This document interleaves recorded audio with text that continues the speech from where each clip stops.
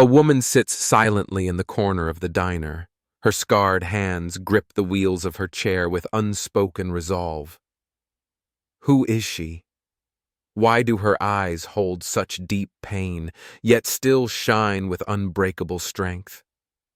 In a small Montana town, a former Marine is mocked, shoved to the floor, and left to fade into a hush of indifference. But what happens when injustice crosses the line? When comrades in uniform arrive without warning? Sarah Kane's story is not only about one woman's journey through humiliation. It is proof that kindness and justice, no matter how delayed, always find their way back. Join us as we discover how an ordinary diner became a symbol of honor, where the scars of war are celebrated rather than scorned. Are you ready to witness this remarkable transformation? Subscribe to our channel to discover more powerful and compelling stories. Sarah Kane, 48, has become an inseparable part of Brave Haven, the roadside diner where Montana's sunset streams through dust-speckled windows in a blaze of gold. Every evening, she silently wheels herself into her familiar corner. The soft light falls on her faded Marine jacket, its tiny but meaningful emblem, the eagle with outstretched wings, beating with unshakable resolve. Sarah's hands tremble slightly as she folds each napkin, not from fear, but because every crease reminds her of the iron discipline hammered into her during thousands of days of military drills. It is the legacy of years spent teetering on the edge of life and death in Afghanistan, where an IED stole her left leg, leaving an invisible wound far deeper than the flesh she lost. Night after night, she still hears the bombs roar, still sees that fire burning through the darkness of her mind. And whenever the desert wind blows, those memories surge back, reigniting that haunting pain. Brave Haven is no fancy establishment, yet it is warm and welcoming. The old wooden chairs bear the scars of time, their rough-grain stories of countless patrons come and gone. On the walls hang black and white photos of Marines seated in the desert, their mischievous smiles and determined eyes capturing the courage of those who risked everything, just like Sarah does today. This part-time job gives her more than a small paycheck. It keeps her from slipping into the abyss of depression. Every time she serves a steaming cup of coffee, she finds a fragile comfort in its rising steam. Every time she lines up tables and chairs, she reminds herself that discipline remains, even if her body is partly broken. Deep down, Sarah knows that if she relinquishes these routines, she will lose herself in tomorrow's darkness. Tom, the owner and himself a former Marine, never asked Sarah about her past. A firm handshake, a solemn nod. That silent exchange said it all. Welcome home. No pity, no intrusive questions, only genuine respect, more meaningful than any hollow consolation. Tom always says, "Here, everyone has a place. Marine or civilian, we break bread together." On ordinary days, the diner buzzes with the clatter of pans and the hum of conversation. Yet the moment Sarah arrives, that corner grows still, not because of her disability, but out of a quiet reverence that makes everyone pause. Regulars glance her way and sigh softly, as if they glimpse a story far larger than Brave Haven's cozy walls. That afternoon, as the golden light poured across the cement floor, Sarah was clearing cups when the door slammed open. 4 figures stormed in, reeking of whiskey and entitlement. Their leader was Derek Holt, a disgraced ex-Marine infamous for tormenting anyone he deemed weak. His eyes swept the room like a predator's search. They settled on Sarah. "Looking fragile, aren't you? Let's see you serve, sweetheart," he sneered. voice ringing through the diner. For a moment, silence fell. Passing guests huddled behind glasses. No one dared speak. Derek stalked forward and shoved Sarah's wheelchair.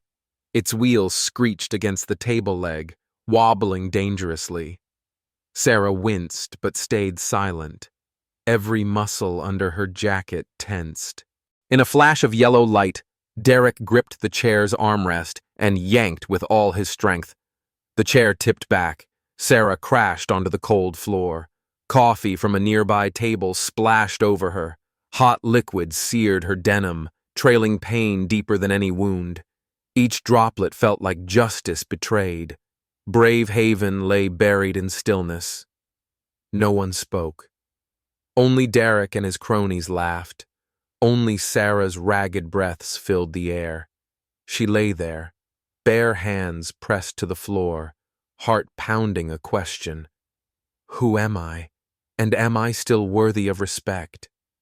But Sarah is no stranger to trials. She inhaled deeply, focused, as if reciting a memorized drill. Breathe in, hold, breathe out. With calloused hands, she removed her dusty glasses and drove the frame of her wheelchair upward. Inch by inch, she reclaimed her place.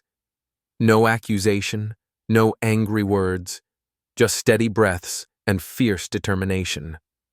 Emily, the new waitress of barely 2 weeks, stepped forward to help, only to be held back by Carl, the manager. Don't you dare cause trouble. They're big spenders. Emily recoiled, eyes wide with conflict. Sarah looked at her, managed a tired but warm smile, planting a seed of hope. Thank you, dear. I'm fine. She wheeled back to her corner where Tom waited with fresh towels. He nodded silently, setting a glass of cold water beside her. It was a wordless comfort, an affirmation. We stand together. No sooner had Sarah settled than a boy of about 8, seated with his parents nearby, whispered to his father, Dad, is she a soldier too? The man, wearing a veteran's jacket, studied Sarah for a long moment, then lowered his head in respect. Without a word, he stepped outside, phone in hand. Minutes later, the roar of a military Humvee thundered outside. 3 Marines entered. Sergeant Harris, broad-shouldered and stern, Corporal Torres pushing an empty wheelchair, and Captain Lawson, her ribbons gleaming. No salutes, no greetings, just resolute eyes and flawless precision. Sergeant Harris halted before Sarah, his medals shining sharply. He spoke slowly, his tone laden with authority. Sergeant Kane, we apologize for our tardiness. No one is permitted to insult a Marine. His words echoed through the diner like stars bursting in the night sky. Brave Haven awoke. Veterans rose in unison, from a Korean War veteran at the counter to a group of young National Guardsmen, shoulders back, spines straight, offering Sarah the salute of honor. Semper Fidelis. In that instant, Brave Haven transformed from a simple diner into an emblem of where honor and kindness return home. Sarah's face, framed by her worn jacket, lit with a quiet joy.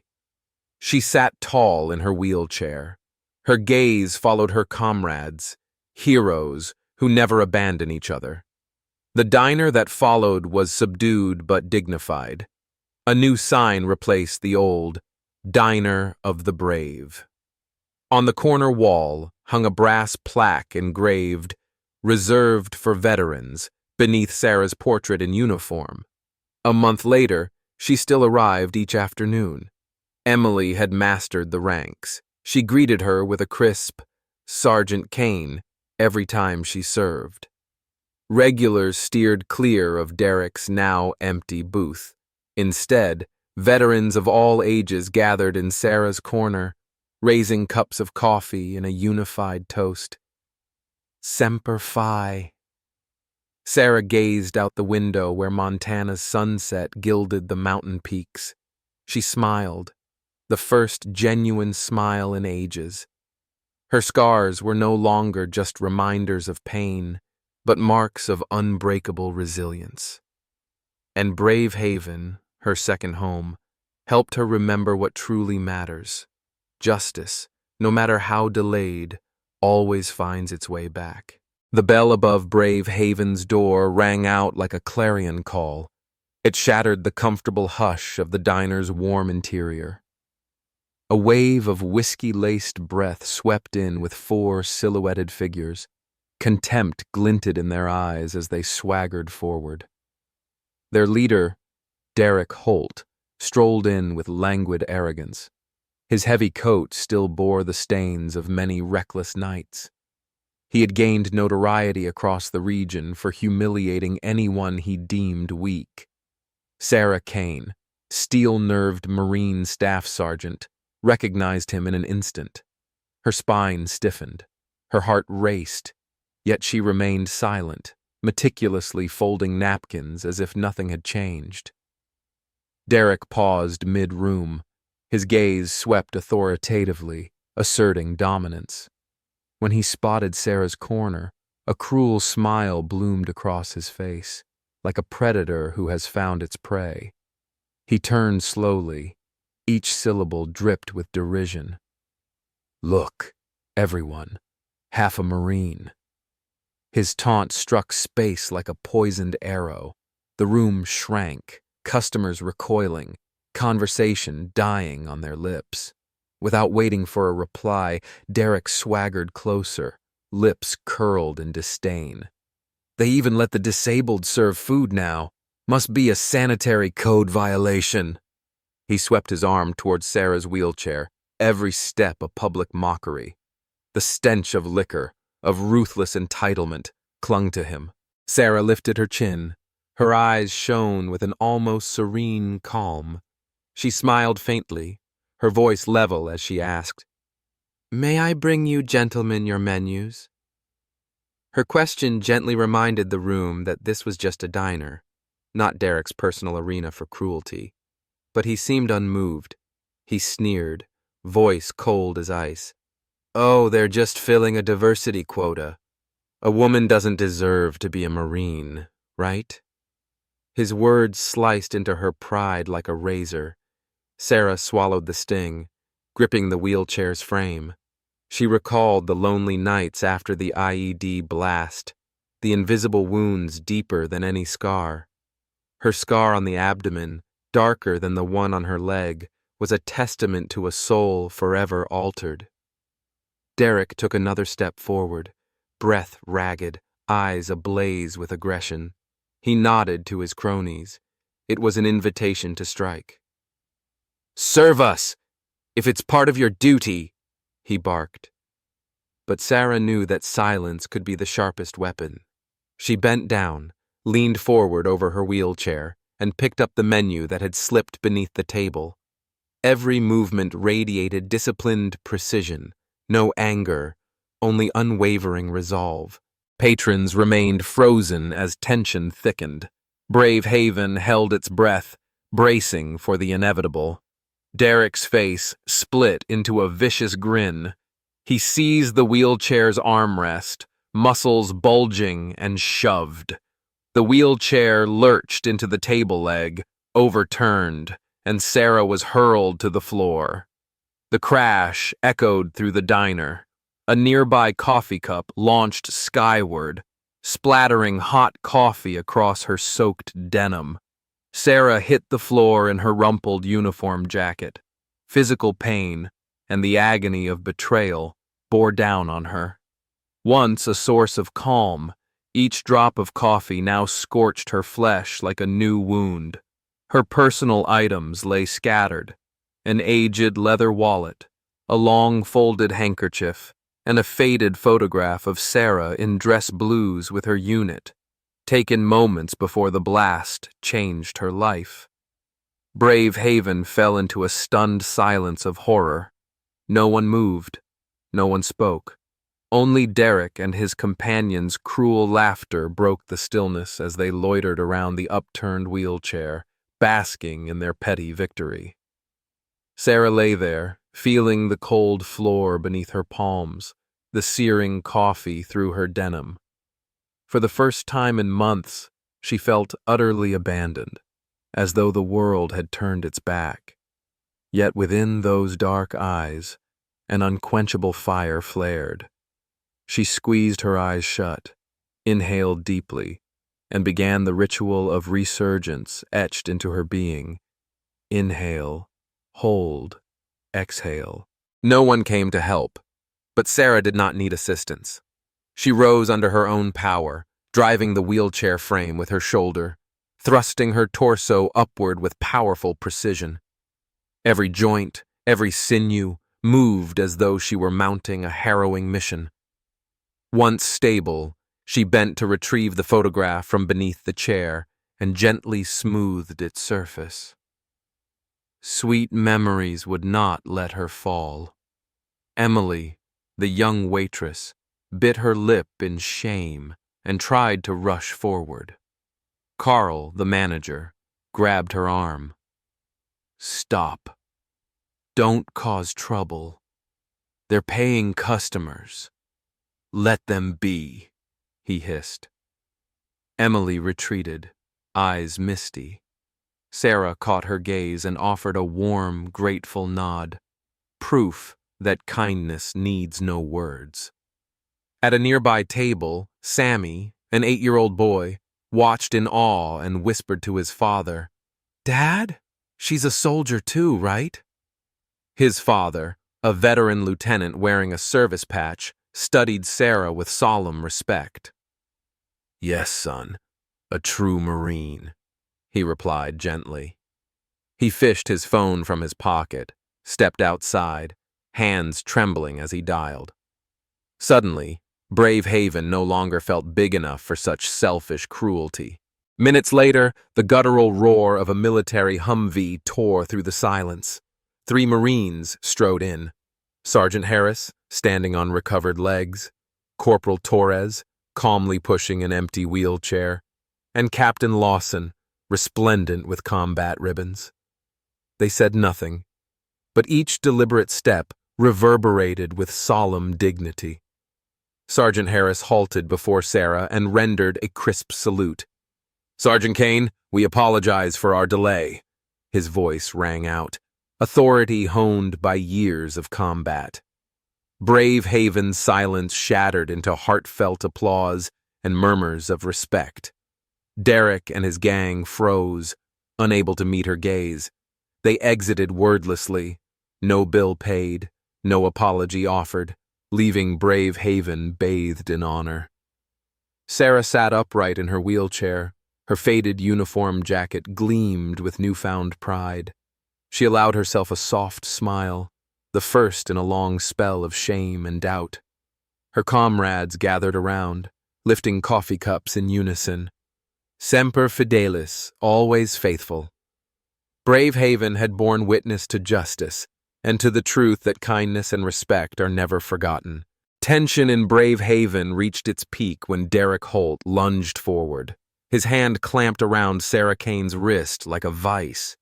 The diner's golden lights traced every bulging vein under her skin.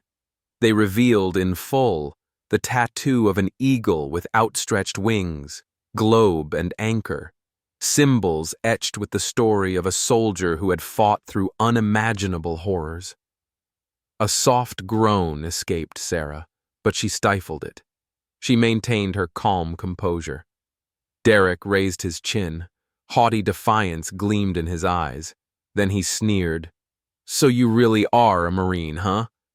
Or just on the office staff list to fill quotas?" He glared at her with contempt, as though Sarah were a ghostly fraud, unworthy of honor. Sarah said nothing. She closed her eyes briefly, telling herself to stay composed. She drew in a steady breath, forcing mind and body to tolerable calm. When her lips parted, her voice was icily precise. "Let go of me." Each word shot at Derek like a dagger. He just curled his lip in mockery. He savored each disdainful syllable before responding, People like you only weaken our core. His voice echoed in the cramped diner, turning Brave Haven from sanctuary into battlefield. Sarah tried to pull back. She steered her wheelchair rearward, desperate to escape his grip. But Derek pivoted. His boot caught the wheel in a sickening crack, as if bone had splintered. He barked, "Stand at attention when I'm talking, Marine!"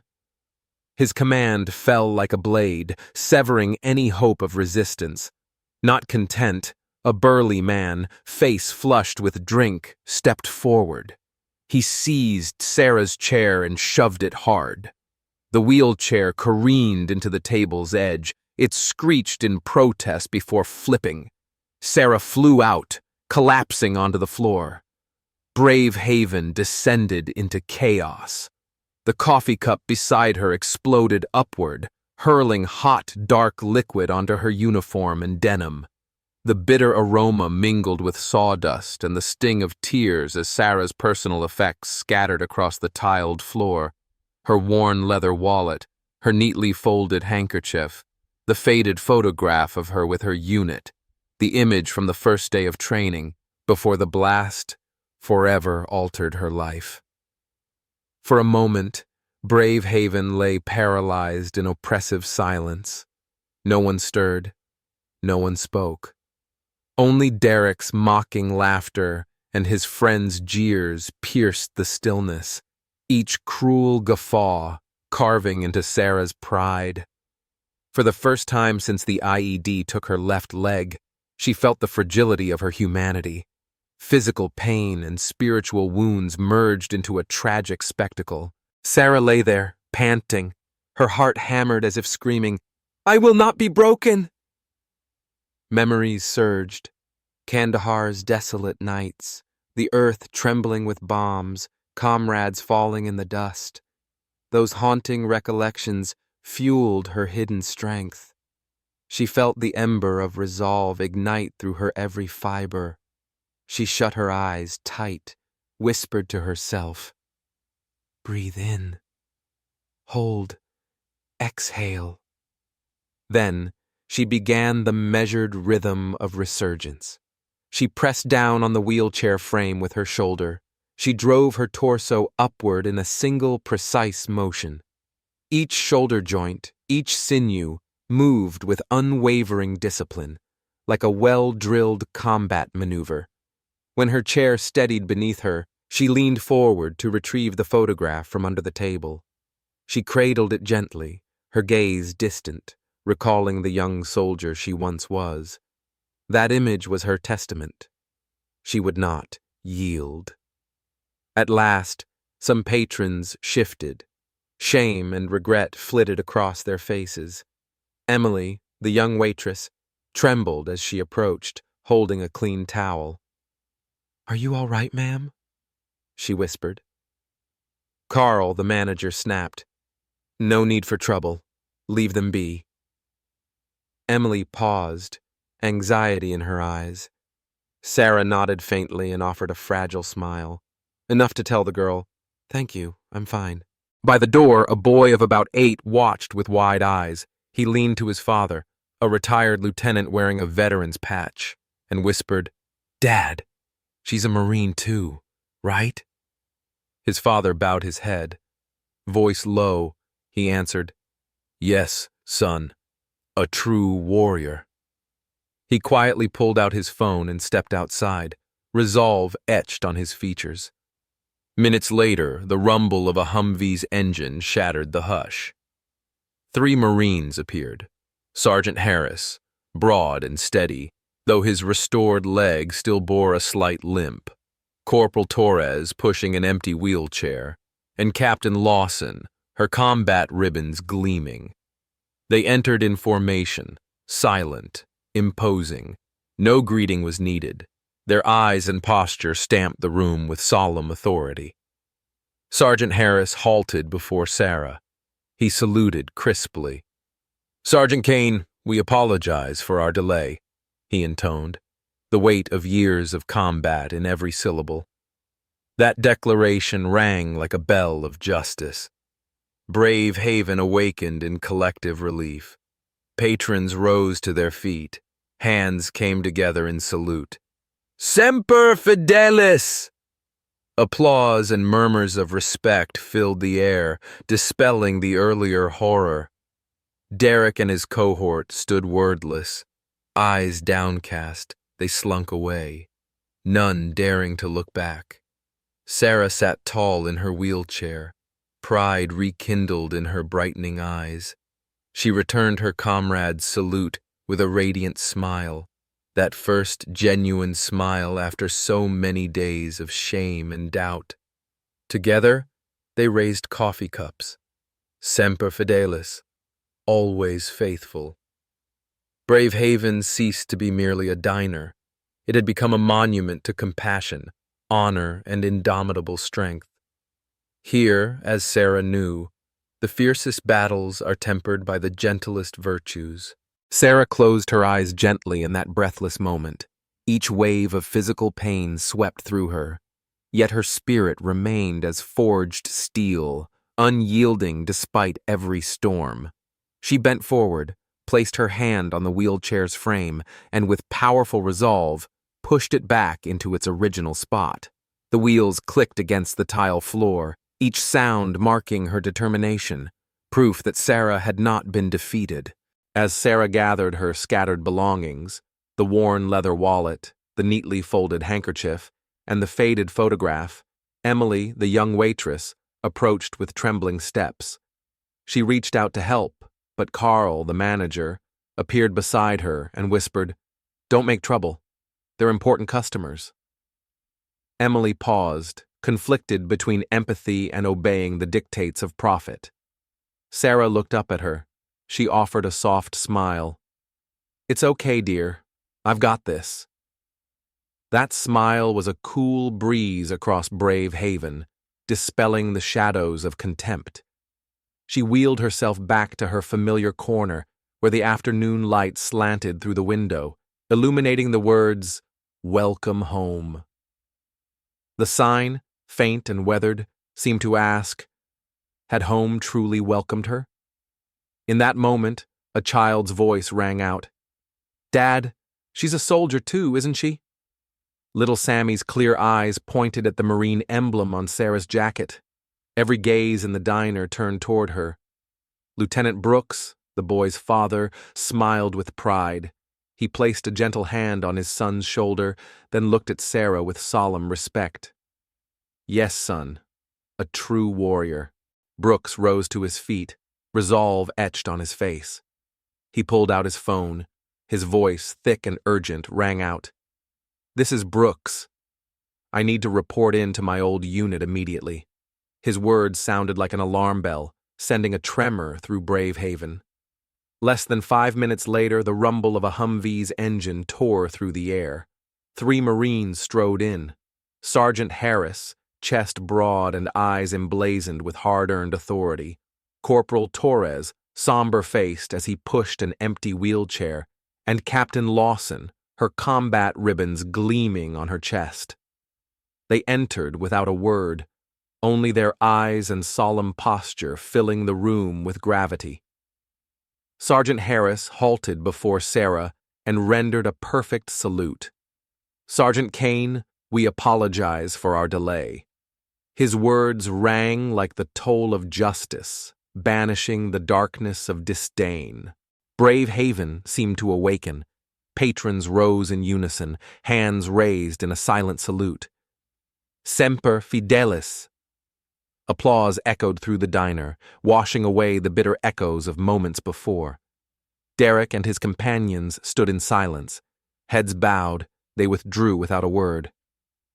Sarah, her uniform faded but proud, returned a radiant smile. She turned to Emily and tapped her shoulder. "You did well." Emily smiled back, her eyes shining with renewed hope. Lieutenant Brooks stepped forward again, placing his hand on Sarah's shoulder. His voice was warm. "We stand with you." Sarah closed her eyes, allowing a single tear to fall, not of weakness, but as testament to her inner victory. That night, Brave Haven was no longer merely a diner. It had become a symbol of compassion and honor. Sarah Kane had written her unbowed story with her own pain. Though slender, her honor would never yield, and justice, even if delayed, always finds its way home. 30 minutes passed in hushed stillness after Sarah Kane went down in Brave Haven. The clatter of cutlery and low whispers slowly resumed. Then, abruptly, an unfamiliar growl sounded outside the glass door, the engine of a military Humvee. The entire diner snapped to attention, every gaze fixed on the entrance. The door swung open to reveal 3 Marines entering with solemn bearing. Their uniforms bore the creases of battle. Under fluorescent lights, those folds shimmered like silver threads. Leading them was Sergeant Harris, hair long turned white, eyes burning with hard-won experience, leaning on a polished oak cane carved by wounds earned in combat. Each step he took pressed the weight of the battlefield into this confined space. Behind him, Corporal Torres advanced, pushing an empty wheelchair with solemn precision, a symbol of sacrifice and unity that had already overturned once in this very room. Last came Captain Lawson, the only officer among them, her combat ribbons glinting on her chest, each one a testament to perilous missions around the globe. Every corner of Brave Haven stood frozen, breaths held in respectful silence. Sergeant Harris strode directly to the corner where Sarah sat. He halted before her. His cane rose to a crisp salute. His voice rang out, warm yet laden with authority, filling the diner. "Sergeant Kane, we apologize for our delayed response." Sarah, the one-legged woman sitting firmly in her wheelchair, slowly lifted her gaze. A spark of unexpected joy and pride shone in her eyes. She returned his salute in a measured, resolute tone. "Please, no need, Sergeant." Then Sergeant Harris's voice rose, so every patron could hear. "Lieutenant Brooks has reported that one of our finest warriors was dishonored here. No one is permitted to topple a Marine without facing consequences." At once, Corporal Torres stepped forward, lifted his cover to his brow, eyes bright as he declared, "Sergeant Kane saved my life in Kandahar. She led our unit through the line between life and death." His words rang as living proof, igniting deep respect in every heart. A silver-haired veteran of the Korean War slowly rose to his feet, slightly limping, hand firmly gripping his hat, in a gesture of solemn respect. Then a younger contingent of National Guard veterans also stood, shoulders squared, gazes fixed on Sarah in silent tribute. Behind them, Lieutenant Brooks, Sammy's father, raised his hand in command. "Attention!" Nearly half the diner's patrons snapped to standing, backs straight, chests proud, unified in solidarity. Every stance, every salute, conjured the image of camp life on the battlefield, transforming Brave Haven into a miniature headquarters of honor and camaraderie. Sarah felt the soldier's blood surge through her veins. She placed her hand on the wheel, pivoted her chair into a military-style salute, matching the solemnity of her comrades. A gentle breeze from the open door carried the warmth of fellowship into the room. After that reverent silence, applause broke out, first scattered, then swelling like a tide. A single voice called, "Semper Fidelis!" and hundreds echoed it, reaffirming that undying pledge of loyalty. Brave Haven was no longer just a diner. It had become a memorial to military honor. Derek and his aggressive companions retreated, heads bowed. They paid their tab in silence, not daring a final look back, allowing Brave Haven to return to its solemn peace. Sarah released a bright smile, looking in turn at Sergeant Harris, Corporal Torres, Captain Lawson, Lieutenant Brooks, and the distant veterans. Her voice was quiet, yet filled with gratitude. "Thank you, all of you." Emily, the young waitress still trembling, approached with a steaming cup of water. Is there anything else you need, ma'am? Sarah nodded, eyes shining. Just one more coffee, please. Thank you. Patrons quietly cleared the surrounding tables, giving space for Sarah and her comrades.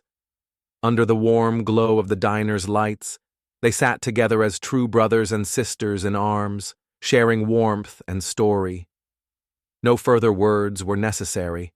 Their actions spoke volumes. Honor cannot be trampled, respect must be upheld, and camaraderie endures through every storm.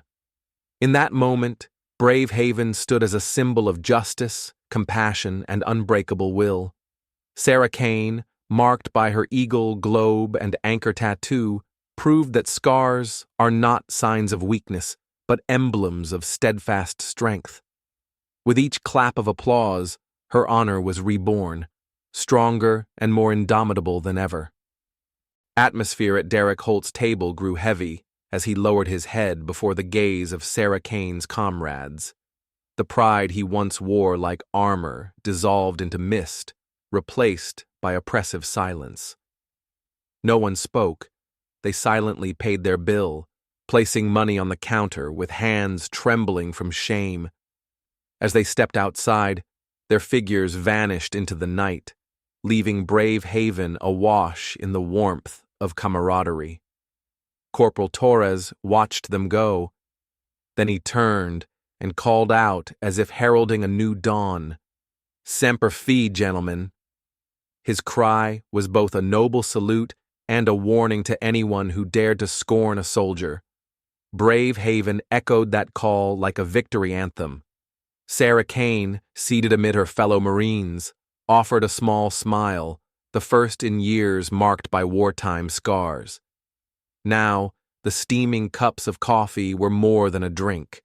They were a bond, each sip intertwined with memories, the frigid dawns on Kandahar's plateau, gunfire echoing under desert skies, sandstorms driving men and armor into a chaotic retreat.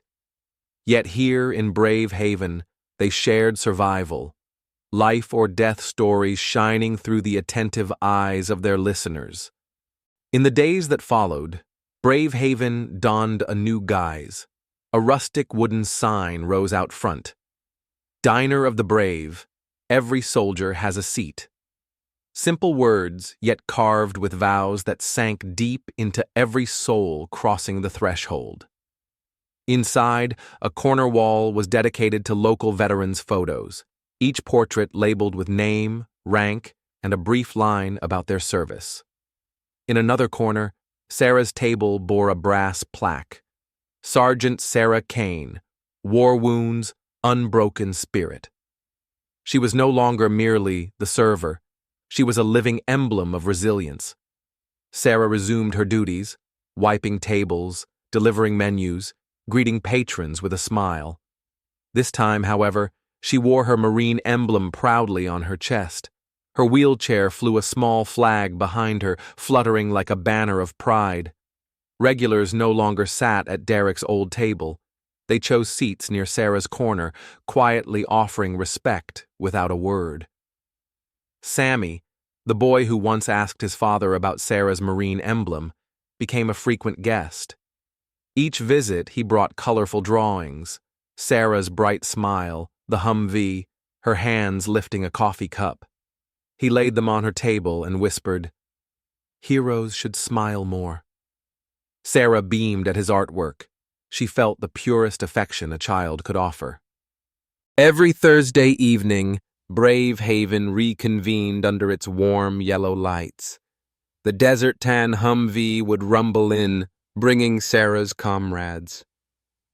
They parked in front, stepped out in polished uniforms, and clasped one another's hands in firm greeting. The diner became a crossroads of soldier and civilian life, where scars were embraced and honored.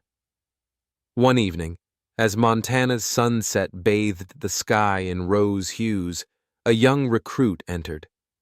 His eyes glittered with hesitation. His backpack weighed heavy on his shoulders. Sarah wheeled toward him. Her voice was calm yet full of warmth. "Join us, young Marine." He nodded, hands trembling, sliding into the empty seat beside her. All eyes in the diner turned to him. The veterans raised their coffee cups in silence. No words needed. That gesture conveyed, "You are seen. You belong." He returned their salute with a genuine smile, lips parting in soft thanks. Sarah's story spread throughout the region. Brave Haven became renowned, not just for its smoked salmon sandwiches or rich coffee, but for its tale of kindness and justice. Sarah was invited to the local high school to speak. Before hundreds of students, she stated plainly, "The uniform does not make the Marine. What defines us is standing firm when the world wants us to fall." Applause thundered in response. Derek Holt never returned to Brave Haven. Rumor held that he left town, unable to face the change he had set into motion. Meanwhile, Sarah embarked on a new mission, inspiring recruits and helping them heal invisible wounds. She taught Emily about military ranks, explaining each emblem on her badge, so that the young waitress would not only serve but honor every story. Outside, Montana's sunset faded. Brave Haven's sign glowed warmly. On the Humvee's windshield remained a handwritten note. "We always return for those who never give up." Simple words, yet heavy with fellowship. Sarah Kane, the woman with shattered bones and unseen scars, had finally found her home. Not just within Brave Haven, but in the hearts of all who cherish kindness and honor. Brave Haven, bearing every scar, became a beacon of justice and hope, where everyone is welcomed, whether they have fallen once or not. Share your thoughts and spread this story with friends and family across America.